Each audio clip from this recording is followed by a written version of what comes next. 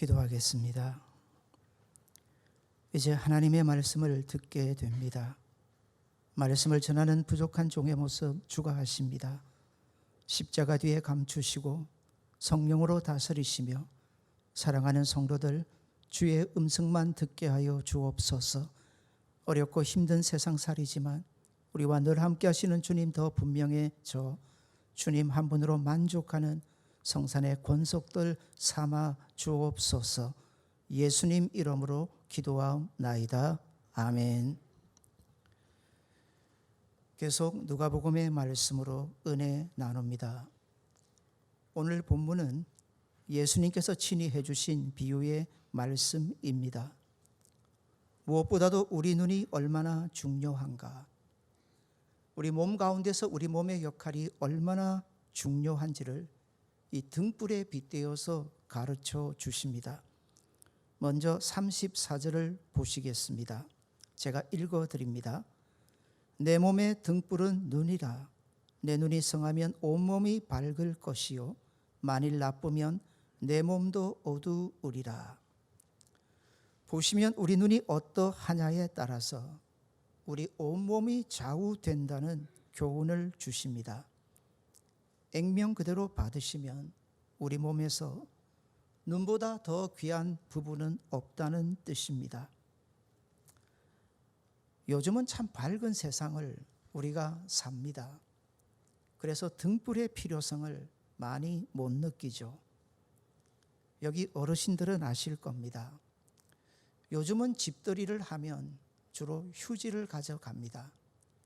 아니면 그 가정에서 필요한 것을 물어보고 가져다 주죠.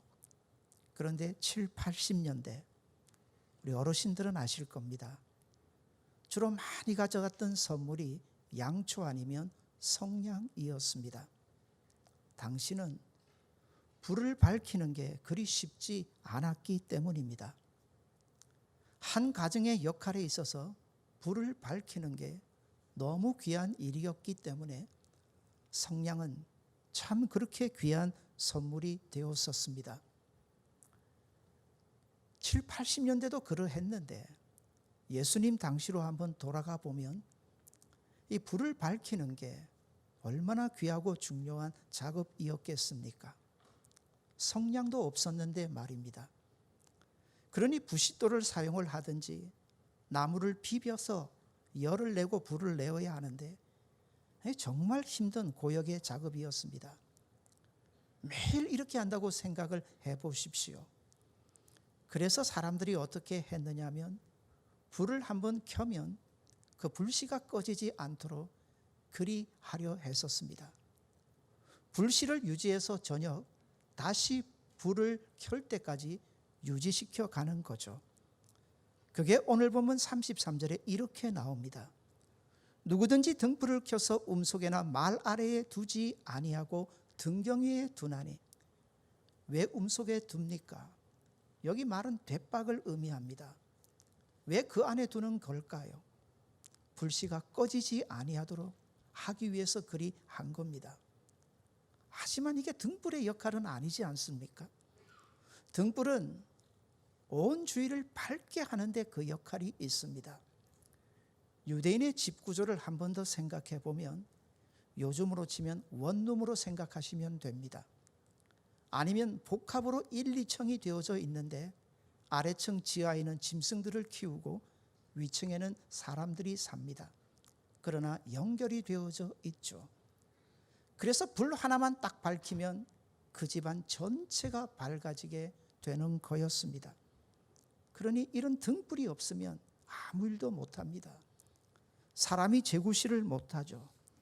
그러나 그 등불 하나만 켜진다면 집 안에서나 집 밖에서 아주 사람이 온전해져서 할 수 있는 일을 제대로 하게 됩니다.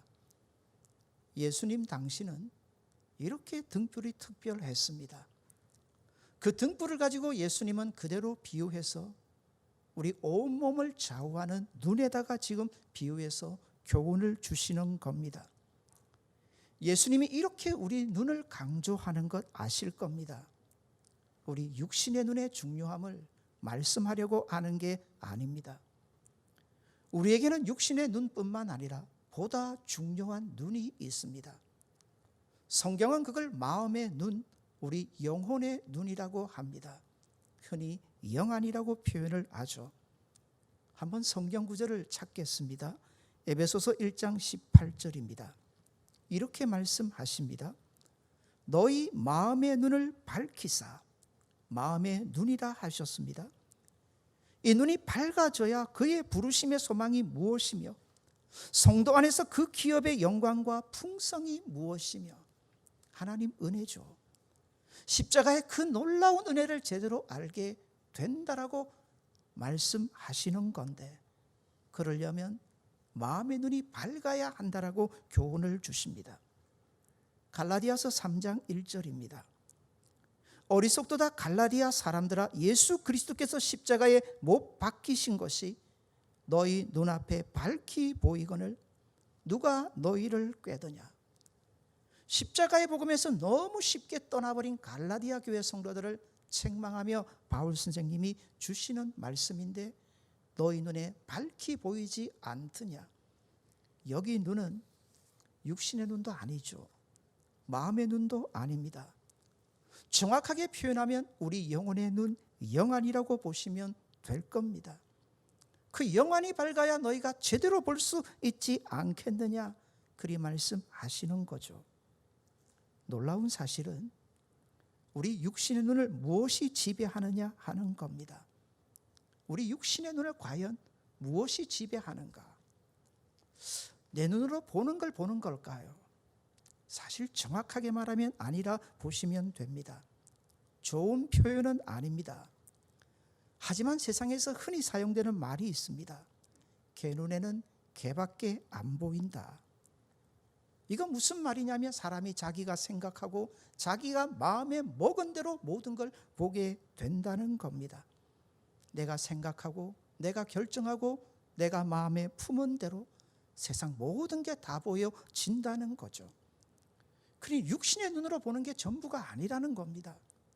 우리 마음 안에서부터 무엇을 보느냐에 따라서 그게 내 눈에 들어오게 된다는 거죠. 사랑하는 여러분, 내 몸에 등불은 눈이라. 참 귀한 비유의 말씀입니다. 왜냐하면 이 말씀이 예수님이 친히 해주시는 제자도의 말씀 가운데 한 부분입니다. 제자도란 다른 게 아닙니다. 누가 끝까지 예수님을 따라가겠느냐 하는 거죠. 성경을 보시면 예수님을 따른다고 해서 모두가 다 된 것은 아니라는 것을 발견하게 됩니다. 예수님을 따르는 인생들을 보는데 거기에 두 부류가 있더라는 거죠. 하나는 제자고 하나는 무리였습니다. 제자는 어떤 사람일까요? 예수님을 자신의 인생의 최상의 가치로 두고 예수님을 따르는 사람입니다. 세상에 그 어떤 것보다도 가치 있는 게 많지 않습니까? 예수님이 최상의 가치이기 때문에 결코 예수님을 떠날 수가 없습니다. 끝까지 예수님을 쫓게 되는 거죠. 반대로 무리가 있습니다. 이 인생에게 예수님은 최고가 아닙니다. 예수님은 그저 하나의 방편이고 수단입니다. 세상에 내가 더 가치 있게 생각하고 더 소중하게 여기는 것들이 있습니다. 내가 예수님을 따름으로 해서 내가 그렇게 원하는 것을 더 얻기 위한 수단과 방편으로 예수님을 그리 따르게 된다는 거죠. 이런 무리는 때가 되면 예수님과 갈라섭니다. 그 분기점이 반드시 올 때가 있다는 겁니다. 예수님의 제자 중에 가룟 유다를 생각해 봅니다. 예수님이 십자가를 지시기 그 직전까지는 누가 보아도 겉모양만 보면 가룟 유다는 제자 중에 제자였습니다. 그 증거가 무엇이던가요? 돈괴를 아무에게나 함부로 맡길까요? 살림을 누가 함부로 맡기는 경우가 있겠습니까? 그걸 가룟 유다에게 맡겼다는 것은 예수님도 모든 제자들도 겉모습만 보고 그리 인정해 줬다는 겁니다. 그러나 가룟 유다는 아니었습니다. 그에게는 예수님이 최상의 가치는 아니었습니다. 예수님을 그렇게 쫓음으로 인해서 자기가 세상에 더 귀하게 여기고 가치 있게 여기는 것들을 얻고자 했던 겁니다. 예수님의 인기가 마구마구 높아지고 예수님이 슈퍼스타처럼 보였기 때문에 충분히 그리 될 줄 믿었습니다. 그런데 예수님이 십자가를 말씀하시고 십자가의 길을 가는 그 순간부터 가룟 유다는 달라집니다. 변하게 되죠. 결정적으로 예수님의 십자가 앞에서 완전히 달라집니다. 예수님만 쫓으면 대단한 한자리를 할 수 있을 것처럼 여겼는데 전혀 아니더라는 거죠. 그래서 결국 어찌 됩니까? 너무 쉽게 예수님을 팔아버렸던 것을 기억합니다. 까닭이 뭘까요? 제자가 아니었기 때문입니다. 그저 무리에 불과했기 때문이죠. 사랑하는 여러분, 언제나 말씀은 우리에게 도전을 줍니다. 당신은 제자인가 무리인가? 참 예수님의 제자가 되어주시는 저와 여러분 되시기를 바랍니다. 예수님의 제자가 되기 위해서 예수님이 교훈해 주시는 건 바로 이겁니다. 무엇보다도 필요한 게 뭐냐? 눈이 성해야 한다는 겁니다. 정말 저와 여러분이 참 예수님의 제자가 되려면 무엇보다도 우리 눈이 밝아야 한다. 우리 눈이 그리 좋아야 한다는 사실을 가르쳐 줍니다. 34절의 말씀이죠. 한번 같이 읽도록 하겠습니다. 34절입니다. 같이 읽습니다. 내 몸의 등불은 눈이라. 내 눈이 성하면 온몸이 밝을 것이요 만일 나쁘면 내 몸도 어두우리라. 아멘. 우리가 참 제자로 예수님을 분명히 따라가야 하는데 무엇보다도 그 길을 가기 위해서 필요한 게 뭐냐? 눈이라 가르쳐 줍니다. 우리 눈이 그렇게 마땅히 성해야 한다 가르쳐 줍니다. 그렇다면 성한 눈은 어떤 눈일까요? 제자가 되기 위해서 꼭 필요한 눈인데 이 성한 눈을 죄송한데 헬라말로 보게 되면 하플루스라는 단어를 사용합니다. 영어로 바꾸면 싱글 아니면 심플이라는 단어로 그렇게 번역이 쉽게 됩니다. 싱글이라는 것은 초점이 하나라는 겁니다. 초점이 딱 맞추어졌다는 의미인데 성한 눈은 하나만 보게 되는 거죠. 사랑하는 여러분, 우리의 눈이 성해지면 하나만 보입니다. 누구만 보게 되는 걸까요?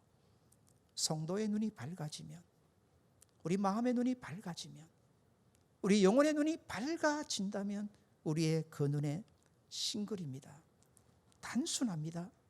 어떤 경우에도 심플입니다. 하나만 보여지게 됩니다. 누구시겠습니까? 우리 예수님만 보여지게 되는 거죠. 그 예수님의 십자가만 분명해지는 것이 성한 눈이라 교훈을 줍니다. 성경을 보시면 예수님께서 맹인을 고쳐주시는 얘기가 많이 나옵니다. 이렇게 생각할 수 있겠죠. 예수님 당시 맹인들이 참 많았구나. 그러나 그보다 더 중요한 의미가 있습니다.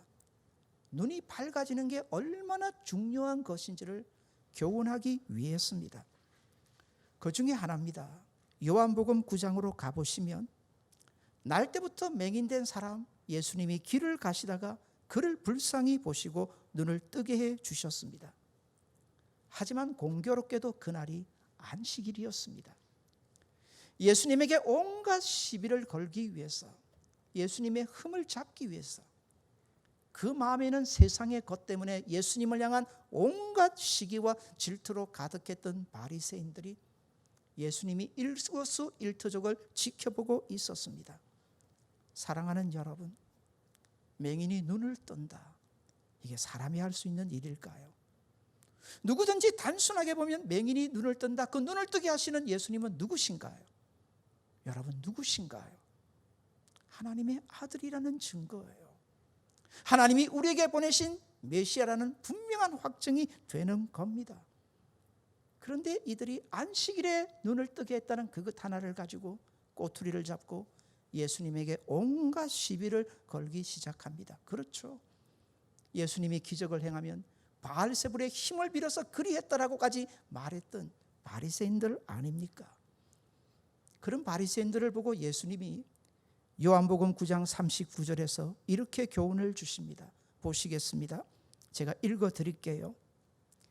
예수께서 이르시되 내가 심판하러 이 세상에 왔으니 보지 못하는 자들은 보게 하고 보는 자들은 맹인이 되게 하려 함이라 하시니. 사실 받는 자의 입장에서는 심각한 교훈입니다.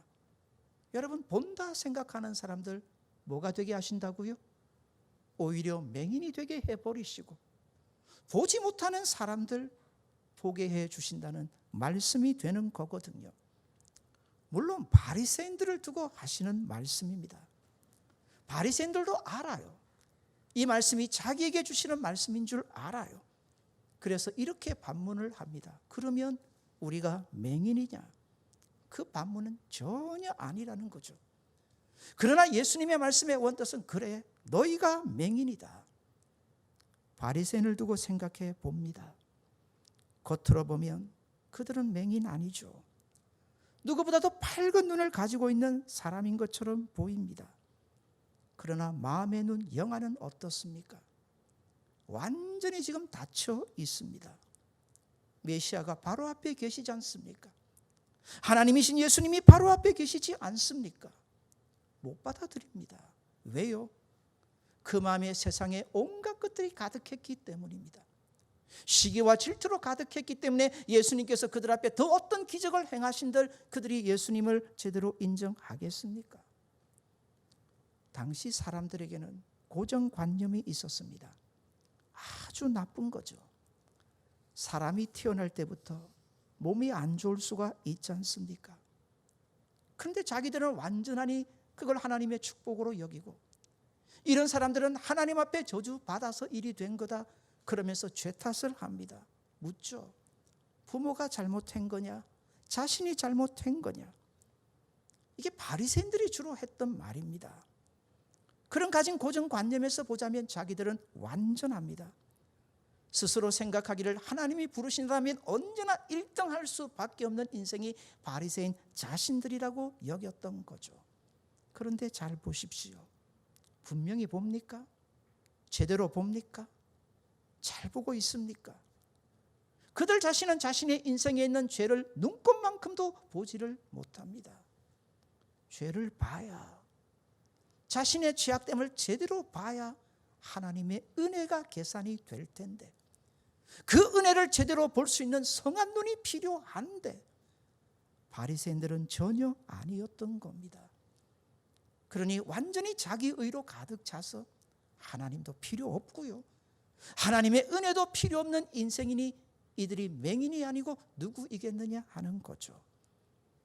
말씀은 계속해서 저와 여러분에게 도전을 합니다. 나는 눈이 성하냐? 아니면 나는 눈이 어두우냐? 사랑하는 여러분, 눈이 밝으면 나의 약함을 봅니다. 나의 부족함을 봅니다. 정확하게 내가 하나님 앞에서 얼마나 죄인된 인생임을 알기 때문에 하나님의 은혜만을 구합니다. 십자가만을 그렇게 보려고 길을 씁니다. 사랑하는 여러분, 오늘도 말씀을 통해서 이렇게 우리의 눈이 밝아지는 저와 여러분 되시기를 바랍니다. 한번 보세요. 바리새인들은 이런데 고침을 받은 맹인은 어떨까요? 바리새인들이 자꾸 꼬투리를 잡기 위해서 맹인을 협박합니다. 그러면서 그러죠. 너 원래 맹인 아니었지? 바로 말해. 너 원래 맹인 아니잖아. 안 보는 척 한 거잖아. 그러다가 예수님을 만나서 너 있자고, 너가 마치 맹인이 눈을 뜬 것처럼 이렇게 속이는 거지. 그러면서 자꾸 시비를 겁니다. 이게 없던 일이었기 때문입니다. 도대체 날 때부터 맹인이었던 사람이 어찌 다시 보게 되느냐?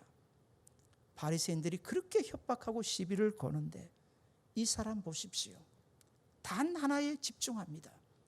초점이 너무 분명합니다. 바리새인들이 실랑이를 걸 때 그는 분명히 이렇게 말합니다. 내가 어떻게 하겠느냐? 너희가 나를 아무리 협박하고 시비를 건들 내가 어떻게 하겠느냐? 나는 원래 맹인이었다. 나는 원래 보지 못하던 사람이다. 지금은 내가 분명히 본다. 나를 이렇게 만드신 분이 저분이신데 어찌 저분이 하나님이 아니시냐? 너희들 들어본 적이 있느냐? 창세로부터 지금까지 맹인이 눈을 뜨게 되었다는 얘기를 너희들 들어본 적이 있느냐? 내가 눈을 떴는데 그분은 이분이 하나님이 아니시고 도대체 누구란 말이냐? 그러면서 그 바리새인들 앞에서 자기의 믿음을 확고하게 고백하는 것을 우리는 봅니다. 사랑하는 여러분, 이 정도 되면 봅시다. 누가 맹인입니까? 누가 보는 사람입니까? 오늘 우리 자신에게 그대로 적용해 보셔야 합니다. 나는 눈이 성합니까? 정말 제대로 보는 사람입니까? 나는 나의 죄인됨을 분명히 알고 있습니까? 그래서 나에게 예수님이 얼마나 필요한 분이신지를 이 시간도 고백하기에 예배드리는 시간이 즐겁고 말씀 듣는 시간이 즐겁고 예수님을 만나는 시간이 즐겁고 내 눈이 더욱 밝아져 내 눈에 예수님만 분명히 보여집니까? 사랑하는 여러분, 눈이 밝아지는 저와 여러분 되시기를 바랍니다. 그래서 끝까지 예수님 따라갈 수 있는 참된 제자들 되시기를 바랍니다. 왜 우리에게 예배가 소중합니까? 말씀 듣는 이 시간이 그렇게 중요합니까? 묻습니다. 안 흐려지셨습니까? 세상 살면서 너무 어렵고 힘들다는 세상 살면서 안 흐려지셨습니까? 초점이 흐려지지 않으셨습니까? 예수님 잃어버리지는 않으셨습니까? 오늘 이 자리에 오셔서 저와 여러분이 밝아져 우리 삶의 전부를 책임지시는 예수님 제대로 바라볼 수 있는 은혜 함께 하시기를 바랍니다. 눈이 나쁜 사람 보면 다른 사람이 아닙니다.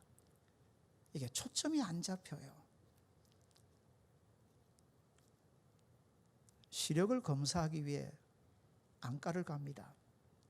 안경을 딱 벗으면서 해보셨잖아요. 큰 글씨부터 작은 글씨까지. 큰 글씨는 제대로 보이는데 작은 글씨로 내려가면 어찌 되던가요? 그게 흐려집니다. 분명히 글자는 하나인데 이게 2개, 3개, 4개로 겹쳐서 보이기 시작하는 거죠. 하나만 보이는 게 아니라 자꾸 엉뚱한 것이 보여요. 그래서 숫자는 3인데 그걸 8이라고 읽기도 하고요, 9라고 읽기도 하고 그런 모양이 되는 겁니다. 자꾸 내 눈에 보아야 할 것은 보이지 않고 엉뚱한 것이 초점이 흐려지기 때문에 그리 되는 거죠. 조금 더 생각해 볼게요. 우리 온몸을 망치는 게 나쁜 눈이라고 하는데 여기는 온몸은요 우리 인생 전부를 얘기하는 거예요. 그러니 얼마나 눈이 성한 게 중요하냐 교훈을 주시죠. 여기 나쁜 눈은 헬라말로 보면 포네로스라는 단어를 사용합니다. 원래는 약하다는 뜻인데 조금 더 풀면 인색하다, 조금 더 의역을 해보면 이기심에 가득 차 있다는 겁니다. 다시 정리할까요? 우리 눈이 단순해지면 성한 눈이 되는 거예요. 우리 눈에 초점이 하나만 딱 맞춰지면요 우리 인생의 전부를 책임져 주시는 누구만 보인다고요? 누구만 보인다고요? 하나님만 보입니다. 세상 살다 보면 이게 자꾸 흐려집니다. 초점이 흐려지죠. 그러면서 하나님을 보아야 될 우리 눈에 자꾸 세상의 다른 것들이 이것저것들이 들어오기 시작합니다. 하나님보다 때로는 이것저것들이 더 귀하고 소중한 것처럼 자꾸 내 마음의 눈에 보여지기 시작한다는 거죠. 여기서 정확하게 할게요. 이게 이기심에 취한 눈이거든요. 그래서 그런 내가 원하는 모습대로 내가 보기 시작하는데요. 그렇다면 우리의 눈을 마땅히 성해야 할 눈을 가장 흐리게 하고 나쁘게 만드는 것은 뭘까요? 그게 도대체 무엇일까요? 오늘 본문과 똑같은 교훈을 주고 있는 게 마태복음 6장에 나옵니다. 21절에서 24절 방송실에서 가능하면 전부를 한번 띄워주셨으면 좋겠습니다. 22절, 23절에 보시면 오늘 본문과 똑같은 내용이 나옵니다. 오늘 본문과 똑같은 내용 앞과 뒤로 오늘 본문을 싸고 있는 내용이 나오는데요. 그게 먼저 21절입니다. 21절 같이 한번 읽겠습니다. 내 보물 있는 그곳에는 내 마음도 있느니라. 여기 보물이 뭘까요? 오늘 세상 사람들이 가장 가치 있게 여기는 보물이 뭘까요? 재물 아닌가요? 돈 아닌가요? 앞에 보시면 그걸 땅에 쌓지 말라고 하십니다. 좀 먹는다.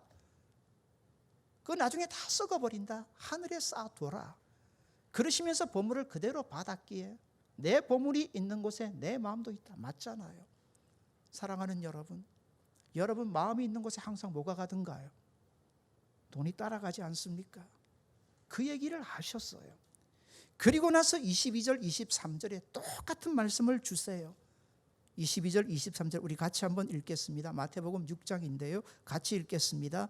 눈은 몸의 등불이니 그러므로 내 눈이 성하면 온몸이 밝을 것이요 눈이 나쁘면 온몸이 어두울 것이니 그러므로 내게 있는 빛이 어두우면 그 어둠이 얼마나 더하겠느냐. 오늘 말씀이에요.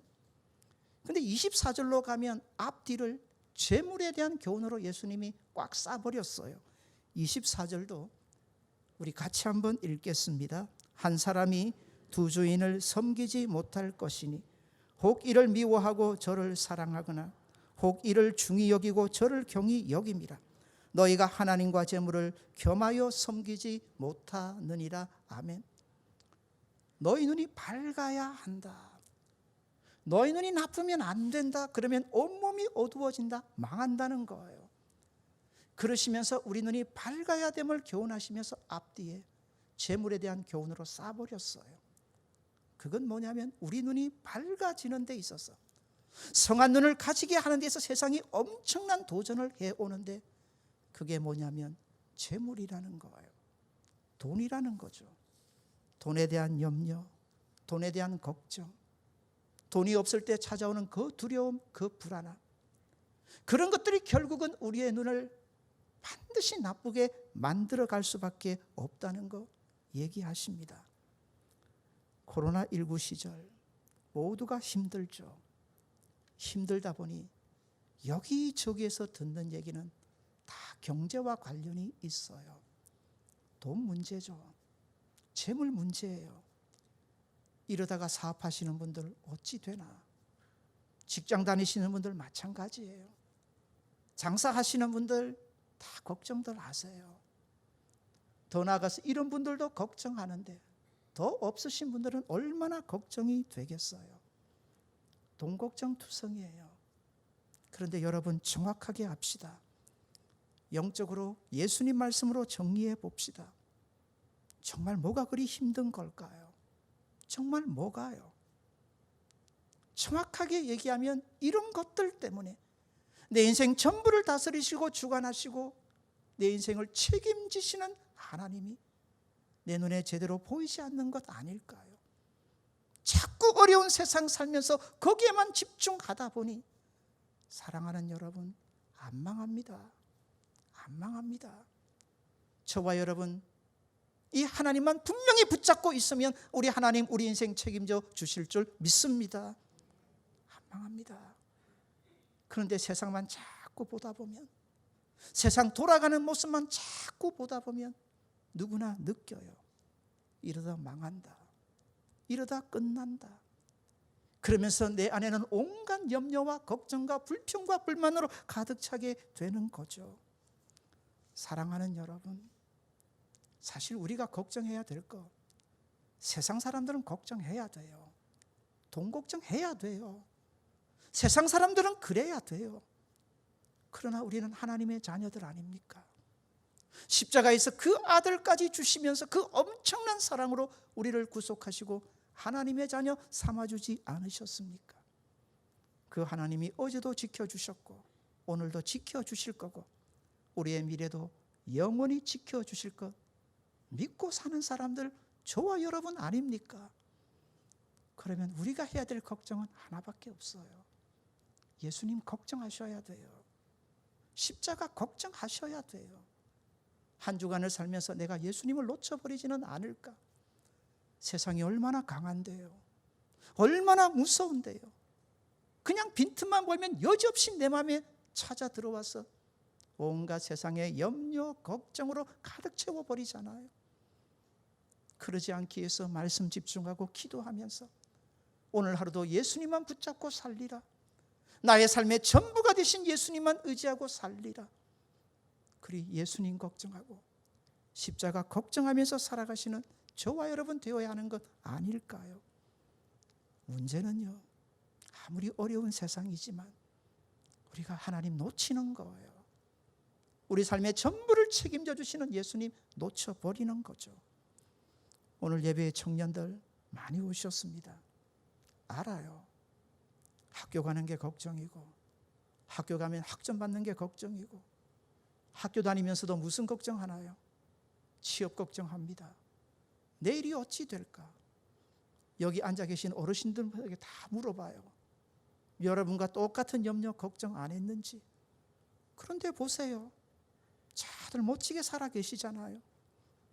저도 대학 다닐 때 그 걱정했어요. 열심히 했어요. 그런데 해보니 하나님 완전히 바꿔서 일반대 출신이잖아요. 신학 갔잖아요. 그게 무슨 소용이 있던가요? 사랑하는 여러분, 하나님이 저와 여러분의 인생 다 책임져 주심을 십자가 단단히 붙잡고 믿으시는 저와 여러분 되시기를 바랍니다. 그럼 걱정은 하나예요. 이 예수님 놓치면 안 되는 거죠.